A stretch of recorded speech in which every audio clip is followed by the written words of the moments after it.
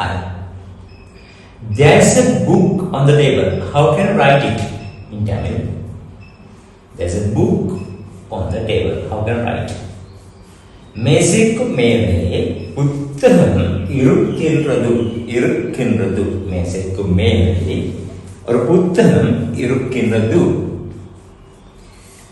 There is a pen under the chair. There's a pen under the chair. How can I write it? கதிரைக்கு கீழே ஒரு பேனை இருக்கின்றது. There is a pen on the book. There is a pen on the book. How can I write? புத்தகமுக்கு மேலே ஒரு பேனை இருக்கின்றது.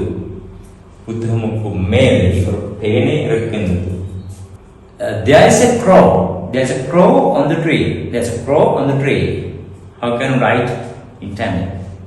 மரமுக்கு மேலே ஒரு குருவி ஒரு பறவை இருக்கின்றது. மரமுக்கு மேலே ஒரு பறவை இருக்கின்றது. Or you can say ஒரு குருவி இருக்கின்றது.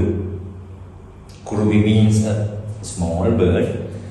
Parave means bird. Inside. In the almirah, there is a rat.